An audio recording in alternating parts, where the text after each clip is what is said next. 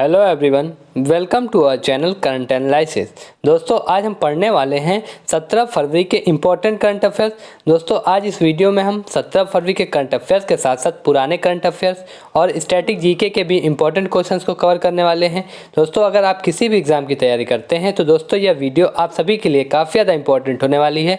दोस्तों इस वीडियो को एंड तक देखिएगा। अगर सेशन पसंद आता है तो वीडियो को लाइक कीजिएगा और हमारे चैनल करंट एनालिसिस को भी सब्सक्राइब कर लीजिएगा और बेल आइकन को भी प्रेस कर लीजिएगा ताकि आने वाली हर एक वीडियो की अपडेट आपको मिलती रहे।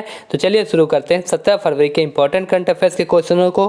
तो आज का पहला प्रश्न है कि हाल ही में किसे मुख्य आर्थिक सलाहकार के रूप में नियुक्त किया गया है। अगर बात करें चीफ इकोनॉमिक एडवाइज़र के रूप में किसे नियुक्त किया गया है तो ऑप्शन ए वी अनंत नागेश्वरन जी को मुख्य आर्थिक सलाहकार के रूप में हाल ही में नियुक्त किया गया है। याद रखिएगा ये क्वेश्चन काफ़ी ज़्यादा इंपॉर्टेंट हो जाता है, इसको नोट कर लीजिएगा।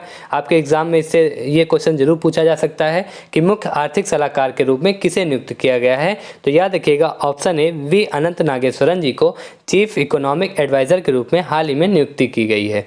अगर इसमें बात करें और डिटेल की तो आइए जानते हैं और डिटेलों के बारे में। अगर बात करें CEA चीफ इकोनॉमिक एडवाइज़र, दोस्तों ये भारत सरकार में एक काफ़ी ज़्यादा महत्वपूर्ण पद हो जाता है। मुख्य आर्थिक सलाहकार पद जो होता है ये भारत सरकार का एक काफ़ी ज़्यादा महत्वपूर्ण पद हो जाता है। अगर बात करें तो ये जो पद होता है दोस्तों, ये पद वित्त, वाणिज्य, व्यापार और अर्थव्यवस्था से संबंधित मामलों पर भारत सरकार को सलाह देता है। याद रखिएगा कि ये जो मुख्य आर्थिक सलाहकार हो जाते हैं ये भारत सरकार को वाणिज्य, व्यापार, अर्थव्यवस्था और वित्त संबंधित मामलों की सलाह देते हैं। अगर दोस्तों बात करें वी अनंत नागेश्वरन जी की तो दोस्तों याद रखिएगा इन्होंने कृष्णमूर्ति सुब्रमण्यम जी का स्थान लिया है। याद रखिएगा ये भी काफ़ी ज़्यादा इंपॉर्टेंट पॉइंट हो जाता है कि इन्होंने किसका स्थान ग्रहण किया है। दोस्तों कृष्णमूर्ति सुब्रमण्यम जी का स्थान ग्रहण किया है। चलिए बढ़ते हैं नेक्स्ट क्वेश्चन की ओर। नेक्स्ट क्वेश्चन है कि हाल ही में किसे business standard banker of the year 2020-21 के लिए चुना गया है। अगर बात करें business standard banker of the year 2020-21 के लिए किसे चुना गया है तो ऑप्शन ए संदीप बख्शी जी को business standard banker of the year 2020-21 चुना गया है। दोस्तों अगर बात करें संदीप बख्शी की, दोस्तों ये याद रखिएगा कि ये ICICI बैंक के MD और CEO हो जाते हैं। कौन? संदीप बख्शी जी। याद रखिएगा ICICI बैंक के MD और CEO हो जाते हैं संदीप बख्शी जी, जिन्हें business standard banker of the year 2021 के लिए चुना गया है।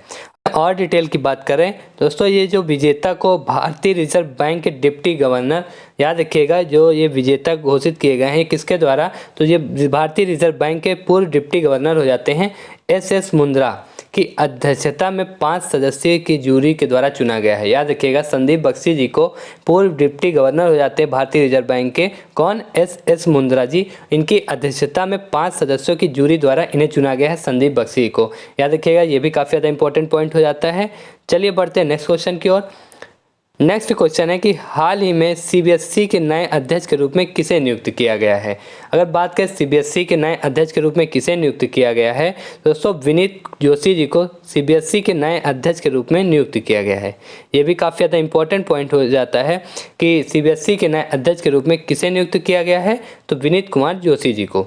अगर दोस्तों बात करें CBSE की तो इसका फुल फॉर्म हो जाता है central board of secondary education. याद रखिएगा CBSE का फुल फॉर्म क्या हो जाता है?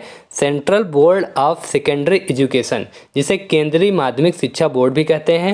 अगर दोस्तों बात करें CBSE की इस्टेब्लिशमेंट की तो इसकी इस्टेब्लिशमेंट 3 नवंबर 1962 को हुई थी। याद रखिएगा 3 नवंबर 1962 को CBSE की इस्टेब्लिशमेंट हुई थी और CBSE का हेडक्वार्टर दोस्तों दिल्ली में हो जाता है। और प्रेजेंट टाइम में चेयरमैन कौन है तो दोस्तों विनीत जोशी जी को चेयरमैन बनाया गया है CBSE के। याद रखिएगा। और दोस्तों इन्होंने किसका स्थान लिया है ये भी काफ़ी ज़्यादा इंपॉर्टेंट पॉइंट हो जाता है। तो याद रखिएगा मनोज आहूजा जी का स्थान लेंगे। कौन? विनीत जोशी जी।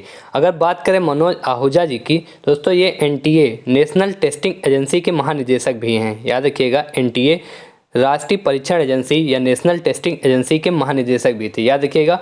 और इन्हें 2010 में CBSE के अध्यक्ष बनाया गया था। याद रखिएगा ये भी काफ़ी ज़्यादा इंपॉर्टेंट पॉइंट हो जाता है कि 2010 में मनोज आहूजा जी को चेयरमैन बनाया गया था। किसका? तो CBSE का। 2010 में इन्हें CBSE का चेयरमैन बनाया गया था। और अब चेयरमैन किसे नियुक्त किया गया है तो दोस्तों विनीत जोशी जी को CBSE के नए चेयरमैन के रूप में नियुक्त किया गया है। चलिए बढ़ते हैं नेक्स्ट क्वेश्चन की ओर। दोस्तों नेक्स्ट क्वेश्चन है कि भारत की कौन सी खनन कंपनी भारत में सेमीकंडक्टर का निर्माण करेगी। दोस्तों भारत में सेमीकंडक्टर के निर्माण करने के लिए ये कौन सी खनन कंपनी हो जाती है भारत की? तो याद रखिएगा, भारत की खनन कंपनी वेदांता हो जाती है, जो भारत में सेमीकंडक्टर का निर्माण करेगी।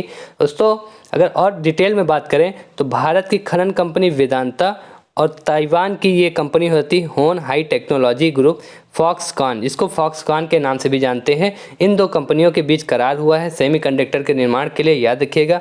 अगर बात करें वेदांता कंपनी के बारे में, आइए जानते हैं। अगर बात करें वेदांता की, दोस्तों वेदांता की इस्टेब्लिशमेंट 25 जून 1965 को हुई थी। काफ़ी ज़्यादा ये भी पॉइंट्स इंपॉर्टेंट हो जाते हैं, तो इसको भी नोट करते हुए चलिएगा। अगर बात करें वेदांता की इस्टेब्लिशमेंट की दोस्तों, तो वेदांता की इस्टेब्लिशमेंट हुई थी 25 जून 1965 को। अगर वेदांता के हेडक्वार्टर की बात करें तो वेदांता का हेडक्वार्टर मुंबई में हो जाता है। और चेयरमैन कौन है वेदांता के प्रेजेंट टाइम में? तो अनिल अग्रवाल जी चेयरमैन हो जाते हैं वेदांता कंपनी के। दोस्तों अगर बात करें फॉक्सकॉन की, दोस्तों फॉक्सकॉन की इस्टेब्लिशमेंट 20 फरवरी 1974 को हुई थी, याद रखिएगा। हेडक्वार्टर की बात करें तो इसका हेडक्वार्टर ताइवान हो जाता है। फॉक्सकॉन कंपनी का हेडक्वार्टर ताइवान हो जाता है। और प्रेजेंट टाइम में फॉक्सकॉन के चेयरमैन कौन है? तो टेरी गो फॉक्सकॉन के चेयरमैन हो जाते हैं, याद रखिएगा। चलिए बढ़ते हैं नेक्स्ट क्वेश्चन की ओर। सो नेक्स्ट क्वेश्चन है कि एयर इंडिया के सीईओ और एमडी के रूप में किसे नियुक्त किया गया है?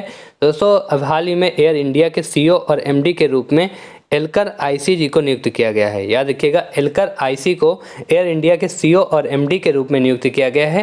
दोस्तों अगर आपसे पूछता है एल्कर आईसी किस देश के हैं, तो ये भी काफ़ी ज़्यादा इंपॉर्टेंट पॉइंट हो जाता है। ये किस देश से संबंधित हैं? तो ये तुर्की से हो जाते हैं। किस देश से? तुर्की से, याद रखिएगा। काफ़ी ज़्यादा इंपॉर्टेंट पॉइंट ये भी हो जाता है, क्योंकि आपके एग्जाम में चर्चित व्यक्ति से किस देश से संबंधित है ये भी आपसे एग्जाम में पूछता है प्रश्न। तो याद रखिएगा एल्कर आईसी जिन्हें एयर इंडिया का हाल ही में एमडी और सीईओ बनाया गया हुआ है, ये किस देश से हैं? तो ये तुर्की से हो जाते हैं। चलिए और डिटेल की अगर बात करें इसमें, तो एल्कर आईसी ये टर्किश रिलायंस के पूर्व अध्यक्ष भी हैं, याद रखिएगा। टर्किश रिलायंस के पूर्व अध्यक्ष भी हैं। और दोस्तों अगर बात करें एयर इंडिया की, तो ये टाटा ग्रुप की एयरलाइंस कंपनी हो जाती है। टाटा ग्रुप की एयरलाइंस कंपनी है कौन सी? एयर इंडिया, जिसके हाल ही में एमडी और सीईओ कौन बनाए गए हैं? तो एल्कर आईसी जी। और एल्कर आईसी किस देश के हैं? तो ये तुर्की देश के हो जाते हैं। अगर बात करें टाटा समूह की या टाटा ग्रुप की इस्टेब्लिशमेंट की, तो याद रखिएगा 1868 में टाटा ग्रुप की स्थापना हुई थी। अगर मुख्यालय की बात करें दोस्तों, तो इसका मुख्यालय मुंबई हो जाता है। और इसके संस्थापक कौन हो जाते हैं टाटा ग्रुप के? तो जमशेद जी टाटा ग्रुप के संस्थापक हो जाते हैं। चलिए बढ़ते हैं नेक्स्ट क्वेश्चन की ओर। तो नेक्स्ट क्वेश्चन है कि भारत की कौन सी कंपनी पहली plastic waste neutral FMCG company बनी है? अगर बात करें पहली कौन सी कंपनी है भारत की जो प्लास्टिक वेस्ट न्यूट्रल कंपनी बनी है, तो ये डाबर कंपनी हो जाती है, याद रखिएगा। डाबर कंपनी भारत की पहली ऐसी कंपनी जो प्लास्टिक वेस्ट न्यूट्रल कंपनी बनी है। अगर डिटेल में बात करें तो डाबर इंडिया पूरी तरह से प्लास्टिक वेस्ट न्यूट्रल बनने वाली पहली भारतीय कंज्यूमर गुड्स कंपनी बन गई है, याद रखिएगा। Dabur India plastic waste neutral बनने वाली पहली भारतीय कंज्यूमर गुड्स कंपनी बन गई है। अगर बात करें तो यह वित्त वर्ष 2021 और 22 के दौरान दोस्तों 27,000 मैट्रिक टन कंज्यूमर प्लास्टिक कचरे का संग्रह और पुनर्चक्रण करके ऐसा किया है, याद रखिएगा। इसने 27,000 मैट्रिक टन कंज्यूमर प्लास्टिक कचरे का संग्रह और पुनर्चक्रण करके ऐसा किया है भारतीय कंज्यूमर गुड्स कंपनी बनने के लिए। प्लास्टिक वेस्ट न्यूट्रल बनी है, याद रखिएगा। और दोस्तों बात करें डाबर इंडिया कंपनी के बारे में, तो डाबर इंडिया कंपनी की इस्टेब्लिशमेंट की बात करें तो इसकी इस्टेब्लिशमेंट हुई थी 1884 में, याद रखिएगा। आपसे इससे भी संबंधित इस्टेब्लिशमेंट से भी संबंधित क्वेश्चन पूछ सकता है एग्जाम में। तो हम दोस्तों इस वीडियो में सभी डिटेल को कवर करेंगे। अगर वीडियो आपको पसंद आ रही तो वीडियो को लाइक कीजिएगा और ज़्यादा से ज़्यादा लोगों को भी शेयर कीजिएगा। दोस्तों अगर बात करें डाबर इंडिया की इस्टेब्लिशमेंट की, तो इस्टेब्लिशमेंट कब हुई थी? 1884 में।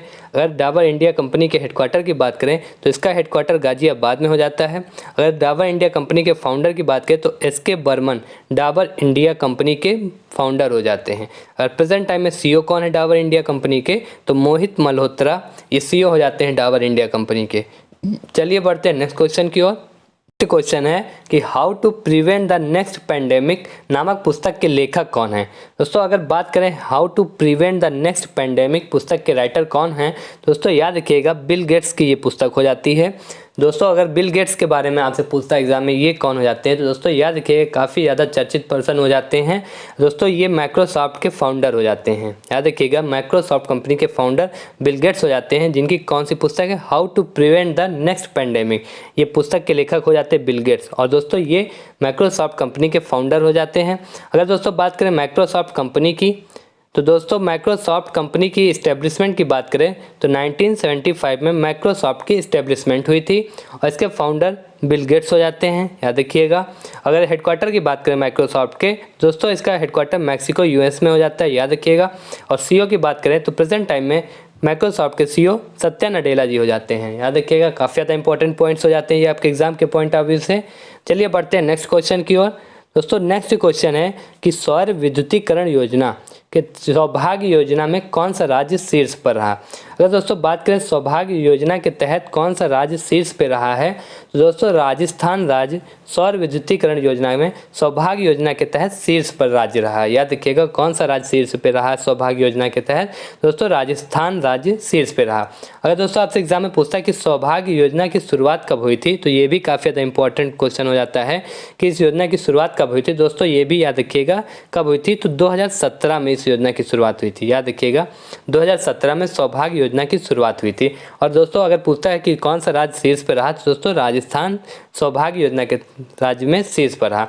अगर दोस्तों आपसे इसमें पहाड़ी राज्यों में पूछता है कौन सा राज्य शीर्ष पे रहा या केंद्र शासित प्रदेश, तो दोस्तों याद रखिएगा पहाड़ी राज्य में हिमाचल प्रदेश और सिक्किम दोनों राज्य शीर्ष पे रहे। और केंद्र शासित प्रदेश में पूछता है तो दोस्तों जम्मू और कश्मीर केंद्र शासित प्रदेश में शीर्ष पे रहे। चलिए बढ़ते हैं नेक्स्ट क्वेश्चन की ओर। नेक्स्ट क्वेश्चन है कि देखो मेरी दिल्ली मोबाइल ऐप किसके द्वारा लॉन्च किया गया। अगर दोस्तों बात करें ये देखो मेरी दिल्ली, ये एक मोबाइल ऐप हो जाता है, ये किसके द्वारा लॉन्च किया गया है, तो दोस्तों दिल्ली के सीएम अरविंद केजरीवाल जी के द्वारा देखो मेरी दिल्ली मोबाइल ऐप लॉन्च किया गया है। चलिए बढ़ते हैं नेक्स्ट क्वेश्चन की ओर। दोस्तों नेक्स्ट क्वेश्चन है कि हाल ही में भारत सरकार द्वारा सुरक्षा खतरे की चिंताओं को देखते हुए कितने चीनी ऐप्स को प्रतिबंधित किया गया है। अगर दोस्तों बात करें भारत सरकार के द्वारा कितने चीनी ऐप्स को प्रतिबंधित किया गया है, ये सुरक्षा खतरों की चिंताओं को देखते हुए चीनी ऐपों को भारत सरकार द्वारा बैन किया गया। तो टोटल कितने ऐप हो जाते हैं दोस्तों, याद रखिएगा टोटल 54 चीनी ऐपों को भारत सरकार के द्वारा बैन किया गया है। और दोस्तों ये भी याद रखिएगा कि पिछले वर्ष कितने चीनी ऐपों को बैन किया गया था, तो दोस्तों पिछले वर्ष 59 चीनी ऐपों को बैन किया गया था। चलिए बढ़ते हैं नेक्स्ट क्वेश्चन की ओर। दोस्तों नेक्स्ट क्वेश्चन है कि हाल ही में जम्मू कश्मीर सरकार ने भेड़ पालन क्षेत्र को बदलने के लिए किस देश के साथ समझौता किया है। तो दोस्तों यह समझौता किस देश के साथ जम्मू कश्मीर सरकार ने किया है, तो याद रखिएगा न्यूजीलैंड के साथ। किसके साथ, न्यूजीलैंड के साथ। दोस्तों एक इससे संबंधित प्रश्न से संबंधित एक और इम्पोर्टेंट पॉइंट बन जाता है कि 2022 में भारत और न्यूजीलैंड के बीच द्विपक्षीय संबंधों की शुरुआत की 17वीं वर्षगांठ मनाई गई थी। ये भी काफ़ी ज़्यादा इंपॉर्टेंट पॉइंट हो जाता है दोस्तों। याद रखिएगा भारत और न्यूजीलैंड के जो संबंधों की शुरुआत हुई थी उसकी 17वीं वर्षगांठ मनाई गई है, उसी के अवसर पर ये समझौता हुआ है। याद रखिएगा न्यूजीलैंड और भारत सरकार के द्वारा। दोस्तों अगर बात करें न्यूजीलैंड की, और दोस्तों एक और पॉइंट आपके एग्जाम में इसी से रिलेटेड बन सकता है कि 29 जनवरी 2022 को 30 वर्ष किन दो देशों के संबंध पूरे हुए 30 वर्षों के, तो दोस्तों याद रखिएगा भारत और इजराइल के 30 वर्षों के संबंध पूर्ण हुआ, जिसके उपलक्ष्य में दोस्तों आप सभी को पता होगा भारत सरकार के द्वारा एक लोगो लॉन्च किया गया था। याद रखिएगा ये भी काफ़ी ज़्यादा इंपॉर्टेंट हो जाता है, भारत और इजराइल के 30 वर्ष के पूरे किए हैं। अगर दोस्तों बात करें न्यूजीलैंड की, दोस्तों न्यूजीलैंड की कैपिटल वेलिंगटन है। याद रखिएगा न्यूजीलैंड की कैपिटल वेलिंगटन हो जाती है। अगर करेंसी पूछता है आपसे न्यूजीलैंड की, दोस्तों न्यूजीलैंड डॉलर हो जाती है। अगर न्यूजीलैंड के प्रेजेंट टाइम में पीएम के पूछता है दोस्तों कौन है, तो जैसिंडा आर्डिने, ये प्रेजेंट टाइम में न्यूजीलैंड के प्रधानमंत्री हो जाते हैं। चलिए बढ़ते हैं नेक्स्ट क्वेश्चन की ओर। दोस्तों नेक्स्ट क्वेश्चन है कि इसरो ने वर्ष 2022 के अपने पहले प्रक्षेपण में किस पृथ्वी अवलोकन उपग्रह को सफलतापूर्वक लॉन्च किया है। तो दोस्तों ये प्रक्षेपण में किस पृथ्वी अवलोकन उपग्रह को सफलतापूर्वक इसरो के द्वारा लॉन्च किया गया है, तो दोस्तों याद रखिएगा EOS-4, ये EOS-4 उपग्रह हो जाता है जो इसरो के द्वारा लॉन्च किया गया है सफलतापूर्वक। अगर दोस्तों EOS-4 की बात करें तो दोस्तों इसका फुल फॉर्म हो जाता है अर्थ ऑब्जर्वेशन सैटेलाइट 4। याद रखिएगा अर्थ ऑब्जर्वेशन सैटेलाइट, याद रखिएगा क्या हो जाता है, ऑब्जर्वेशन सैटेलाइट 4। ये इसरो के द्वारा सफलतापूर्वक उपग्रह लॉन्च किया गया है। अगर दोस्तों इसमें और डिटेल की बात करें तो ये कहाँ से लॉन्च की गई है दोस्तों, ये भी इंपॉर्टेंट पॉइंट्स हो जाते हैं। तो दोस्तों याद रखिएगा इंडियन स्पेस रिसर्च ऑर्गेनाइजेशन के द्वारा ये उपग्रह लॉन्च किया गया है। अगर दोस्तों इसरो की बात करें तो इसरो की इस्टेब्लिशमेंट भी काफ़ी ज़्यादा इंपॉर्टेंट हो जाती है। तो दोस्तों याद रखिएगा इसरो की इस्टेब्लिशमेंट कब हुई थी, तो 15 अगस्त 1969 में इसरो की इस्टेब्लिशमेंट हुई थी। अगर आपसे हेडक्वार्टर पूछता है एग्जाम में तो दोस्तों इसरो का हेडक्वार्टर बेंगलुरु में हो जाता है। अगर फाउंडर की बात करें तो विक्रम साराभाई इसरो के फाउंडर हो जाते हैं। अगर चेयरमैन की बात करें प्रेजेंट टाइम में कौन चेयरमैन है इसरो के, तो दोस्तों एस सोमनाथ जी को हाल ही में इसरो के चेयरमैन बनाया गया है। और इन्होंने किसका स्थान लिया है, तो दोस्तों ये भी काफ़ी ज़्यादा इंपॉर्टेंट पॉइंट हो जाता है कि किसका स्थान एस सोमनाथ जी ने लिया है, तो याद रखिएगा के सिवान जी का। और दोस्तों बात करें EOS 4 किस रॉकेट से लॉन्च किया गया है, तो ये भी याद रखिएगा PSLV C-52 के द्वारा EOS 4 लॉन्च किया गया है। अर्थ ऑब्जर्वेशन सैटेलाइट 4 किस रॉकेट के द्वारा लॉन्च किया गया है, तो PSLV C-52 के द्वारा। अगर लोकेशन आपसे पूछता है तो दोस्तों याद रखिएगा Satish Dhawan space centre at Sriharikota in Andhra Pradesh. Andhra Pradesh के श्रीहरिकोटा में सतीश धवन स्पेस सेंटर से इसे लॉन्च किया गया था। और दोस्तों ये 2022 में इसरो का पहला मिशन है, ये भी याद रखिएगा 2022 का ये इसरो का पहला मिशन है। तो दोस्तों ये थे 17 फरवरी के important current affairs. Comment section में जरूर बताइएगा ये आपको वीडियो कैसा लगा। अगर सेशन पसंद आया तो वीडियो को लाइक कीजिएगा और ज़्यादा से ज़्यादा लोगों को शेयर कीजिएगा। और हमारे चैनल करंट एनालिसिस को अभी तक सब्सक्राइब नहीं किया तो चैनल को भी सब्सक्राइब कर लीजिएगा और बेल आइकन को भी प्रेस कर लीजिएगा ताकि आने वाली हर एक वीडियो की अपडेट आपको मिलती रहे। तो चलिए मिलते हैं अगली वीडियो में, तब तक के लिए नमस्कार।